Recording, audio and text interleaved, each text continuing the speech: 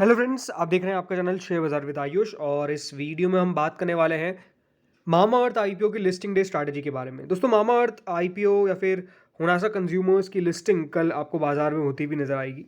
And definitely इसकी listing को लेकर बाजार में एक क्वेश्चन सबके दिमाग में यही है कि प्रॉफिट दे के जाएगी ये कंपनी या फिर लिस्टिंग पे लॉस भी हो सकता है। मतलब लिस्टिंग को लेकर हम कह सकते हैं काफ़ी ज़्यादा चर्चा है इसकी। Definitely one of the IPOs था ये जिसको पहले से लेकर काफ़ी चर्चा थी। जब ये नहीं आया था तब भी इसके वैल्यूएशंस को लेकर चर्चा थी, तो अपने आप में काफ़ी चर्चित ये आईपीओ रहा। लेकिन अब ये बात ज़रूर है कि कल इस आईपीओ की फाइनली लिस्टिंग होने वाली है। मतलब ये एक लिस्टेड कंपनी आपको बाजार में रहती हुई नजर आएगी, एक एंटिटी बन जाएगी। सो अनडाउटेडली हम इसी के ऊपर बात करने वाले हैं, क्या इसकी करंट ग्रे मार्केट चल रही है, on based on grey market assumptions कि क्या और कितना हम कह सकते हैं स्पेसिफिकली लिस्टिंग गेन देने की पॉसिबिलिटी या फिर लिस्टिंग की कोई डिस्काउंट लिस्टिंग की भी एक्सपेक्टेशन है, ये सब हम समझेंगे। तो वीडियो काफ़ी इंपॉर्टेंट रहेगा उनके लिए तो ज़रूर जिनके पास अलॉटमेंट आया, लेकिन उनके लिए जिनको अलॉटमेंट नहीं मिला या फिर जो डेफिनेटली इस कंपनी के ऊपर नजर रखना चाहते हैं। तो चलिए बिना किसी देरी के वीडियो को शुरू करते हैं। उससे पहले अभी तक दोस्तों अगर आपने चैनल को सब्सक्राइब नहीं किया है तो आप चैनल को ज़रूर सब्सक्राइब भी कर लीजिएगा। फ्रेंड्स, सबसे पहले तो आपको थोड़ी सी ब्रीफ इन्फॉर्मेशन दे देता हूँ। अगर आपके पास फ्रेंड्स ये आईपीओ आया है तो आप सबको पता ही होगा कि आपको कितने रुपए का एक आईपीओ मिला है। 324 रुपीज़ का आपको एक शेयर मिला है। कुल मिला के 46 शेयर्स आपको मिलेंगे एक लॉट के अंदर। होपफुली आपको ये पता होगा। सबसे पहले दोस्तों, हम जब भी लिस्टिंग की बात करते हैं तो याद रखिए लिस्टिंग में जो सबसे इंपॉर्टेंट हम कह सकते हैं फिगर है या फिर जो इंपॉर्टेंट पॉइंट होता है वो स्पेसिफिकली ये होता है कि उस आईपीओ ने कितना सब्सक्रिप्शन पाया था। देखिए, सब्सक्रिप्शन जो पाया था, सब्सक्रिप्शन जो आया था, मतलब उसका इंपॉर्टेंस क्यों है? बिकॉज इस शो करता है कि उस कंपनी को लेकर बाजार में डिमांड कैसी थी, राइट? तो इसके अंदर मेजरली हम हमेशा बात करते हैं क्यूआईबीज की, बिकॉज क्यूआईबीज एक वो इन्वेस्टर ग्रुप होता है जो डेफिनेटली काफ़ी सोच समझ के, मैं कहूँगा स्पेसिफिकली रिटेलर्स या फिर हम कह सकते हैं जो एचएनआई है, वो इतना नहीं सोचता है लगाने से पहले। लेकिन एक क्यूआईबी, याद रखिएगा, मैं मेरा मानना हमेशा ये रहता है कि वो 10-15% की लिस्टिंग गेन के लिए पैसा नहीं लगाते हैं। वो लगाते हैं डायरेक्ट पैसा डबल ट्रिपल होने के लिए, एटलीस्ट मैं मान के चलता हूँ।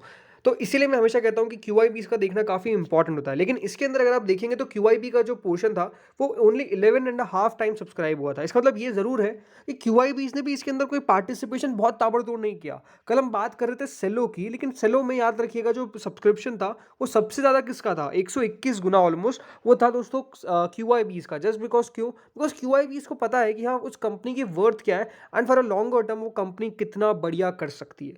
और एग्जैक्टली अगर आप यहाँ पर देखेंगे तो क्यूआईबी का जो सब्सक्रिप्शन था वो सिर्फ कितना था? 11.5 टाइम्स। इसका मतलब ये साफ दिखाता है कि क्यूआईबी भी समझते हैं कि हाँ, एक कंपनी उतनी ज़्यादा शानदार अभी नज़र नहीं आती है। करंट वैल्यूएशन की भी बात हो सकती है। अब देखिए, वैल्यूएशन को लेकर हमेशा अगर आप क्वेश्चन उठा सकते हैं, कोई कह सकता है कि नहीं वैल्यूएशन सही है, कोई कह सकता है नहीं वैल्यूएशन काफ़ी ऊपर है।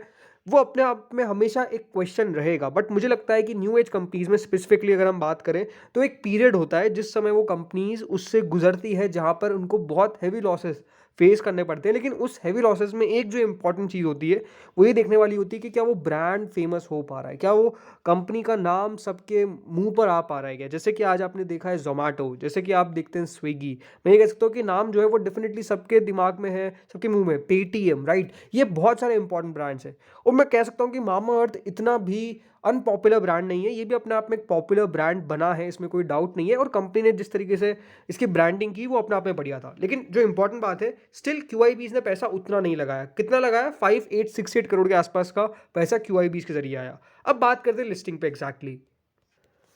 तो अभी जो ग्रे मार्केट चल रही है वो ऑलमोस्ट चल रही है 28 रुपये, यानी ऑलमोस्ट 8.64% ऊपर के लिस्टिंग एस्टिमेट बताए जा रहे हैं, राइट? मतलब ओवरऑल अगर आप इंपॉर्टेंट देखेंगे तो बात यही है कि अभी भी लिस्टिंग गेन की पॉसिबिलिटी ग्रे मार्केट तो एटलीस्ट शो कर रहा है, इसमें कोई डाउट नहीं है। इसके पीछे का अब हम बात करते हैं कि क्या लिस्टिंग गेन एग्जैक्ट हो सकते हैं क्या, राइट? सो इस आईपीओ का दोस्तों जो प्राइस बैंड है वो आपको पता है ये कितने का है? 324 रुपये का। कितने शेयर्स मिल रहे हैं आपको? 46 शेयर्स मिल रहे हैं, ये बात ध्यान रखिएगा।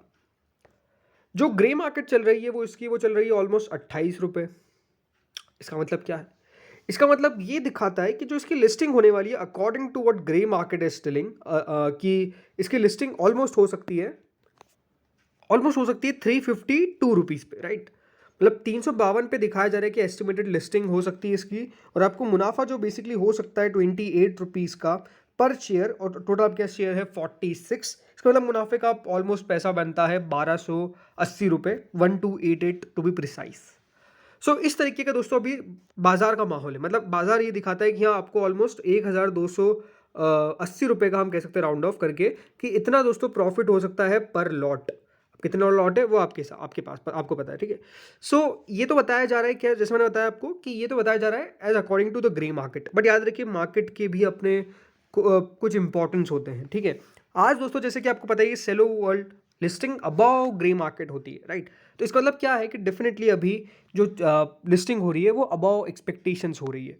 दूसरी बात क्या है कि दोस्तों जैसे कंपनीज होती है इनकी जैसी होनासा कंज्यूमर्स की, इनका डेफिनेटली बिजनेस बढ़िया है, रेवेन्यू में ग्रोथ देखने को मिली है, प्रॉफिट्स डेफिनेटली अभी भी डाउन है। लेकिन ज़रूर दोस्तों जिस तरीके से अभी न्यू एज कंपनीज में से कुछ कंपनीज, फॉर एग्जांपल जोमेटो, बहुत अच्छा प्रॉफिट अब रिपोर्ट करने की बात हो रही है, डेफिनेटली प्रॉफिट रिपोर्ट कर भी दिया है। तो इसका मतलब ये है कि हाँ वहाँ पर एक पूरी साइकिल कंप्लीट हो चुकी है, अब कंपनी की प्रॉफिट ग्रोथ की शुरुआत है, ऐसा बताया जा रहा है। इसका मतलब ये है कि अभी भी देखिए न्यू एज कंपनीज में भरोसा लोग धीरे धीरे करके वापस से करना चालू कर सकते हैं। आई थिंक अभी नायका के भी नंबर्स निकल कर आए और वो भी पॉजिटिव आया, मतलब कंपनी ने प्रॉफिट रिपोर्ट किया है। तो इसका मतलब ये है कि देखिए न्यू एज कंपनीज में समय लगेगा, लेकिन प्रॉफिटेबिलिटी की राह पे वो आ सकती है, इस प्रकार की बात है। मेरे हिसाब से दोस्तों इसकी जो कल लिस्टिंग है 324 रुपये का इसका प्राइस बैंड है। मेरे हिसाब से इसकी लिस्टिंग जो होने वाली है, मैं आपको बता रहा हूँ कि ऑलमोस्ट होनी चाहिए 20 रुपये से ऑलमोस्ट 50 रुपये के ऊपर। मतलब 324 में से आप या तो 20 रुपीज़ ऊपर, और यानी ऑलमोस्ट 324, मतलब 344 टू 374, ये मेरा एक प्रिडिक्शन है कि इसके आसपास इसकी कल लिस्टिंग होनी चाहिए। मुझे लगता है कि 374 और 344 की रेंज के अंदर ही दोस्तों ये आईपीओ लिस्ट होगा। इसके ऊपर लिस्टिंग होने की एक्सपेक्टेशंस बहुत ज़्यादा लो है, बट 344 के नीचे लिस्टिंग होने की एक्सपेक्टेशंस काफ़ी कम है। इसका मतलब साफ बात तो एक निकल के आता है कि लॉस होने की पॉसिबिलिटी है, बट काफ़ी ज़्यादा लो है। इस बात का आपको ध्यान रखना है। यानी दोस्तों जो ऑलमोस्ट आपको प्रॉफिट बनेगा, राइट, 20 रुपीज़ ऑन 46, 20 रुपीज़ पर 46 शेयर्स, मतलब ऑलमोस्ट 920 रुपये का एक मिनिमम प्रॉफिट बनने की बात चलती है। एंड जो मैक्सिमम प्रॉफिट हो सकता है मेरे हिसाब से, again it's only my opinion, right, तो 2300 रुपये के आसपास, कि इतना दोस्तों मुनाफा बेसिकली आपको कल हो सकता है। रीज़न इसके पीछे क्या है? रीज़न इसके पीछे सबसे बड़ी बात तो मार्केट अच्छा कर रहा है, इसमें कोई डाउट नहीं है, और ऐसा लग नहीं रहा कि बाजार में कोई आपको बड़ी गिरावट के आसार नज़र आते हैं। जिस तरीके से अभी हाल फिलहाल में इवेंट्स गुजरे हैं, ये अपने आप में एक पॉजिटिव बात है। और जैसे मैंने आपको अभी शुरुआत में अभी थोड़ी देर पहले बताया कि न्यू एज कंपनीज के नंबर्स अच्छे निकल कर आ रहे हैं, तो अगर बाजार उस पर्सपेक्टिव में देखता है तो हो सकता है कि आपको कुछ फंड्स की बाइंग नज़र आ जाए। हाँ, ये ज़रूर है कि देखिए हर बिजनेस को प्रॉफिटेबिलिटी में आना, हर बिजनेस प्रॉफिट में आना, ये बहुत गलत हो जाएगा कि हर कंपनी प्रॉफिट में आ जाएगी, बट स्टिल ये है कि एक पॉसिबिलिटी बनती है। तो आई थिंक उसको लेकर भी मुझे लगता है कि एक व्यू यहाँ पर क्रिएट हो सकता है बिटवीन रिटेल इन्वेस्टर्स। मैं यही कहूँगा कि क्या लेना चाहिए, अगेन ये मेरा पर्सनल ओपिनियन है, मेरे हिसाब से नहीं लेना चाहिए। रीज़न सिंपल है कि आप वेट करिए, कंपनी के सेकंड क्वार्टर के नंबर्स आने दीजिए, उस नंबर्स में कैसे नंबर्स आपको दिखते हैं वो बहुत इंपॉर्टेंट रहेंगे, एंड उसके बाद ही कोई व्यू बनाइएगा। बट लिस्टिंग के हिसाब से मुझे ये लगता है कि इसकी जो लिस्टिंग है वो 344 से ऑलमोस्ट 374, या फिर आप कह लीजिए 340 से 375 रुपीज़ के बीच में इसकी लिस्टिंग होनी चाहिए। इस तरीके की एक्सपेक्टेशंस काफ़ी ज़्यादा है। तो होपफुली आपको समझ में आया होगा, वीडियो अच्छा लगा होगा, अगर लगा तो लाइक कर देना। आपका क्या ओपिनियन है लिस्टिंग को लेकर, मुझे कमेंट सेक्शन में जरूर बताइएगा। Thank you friends for watching this.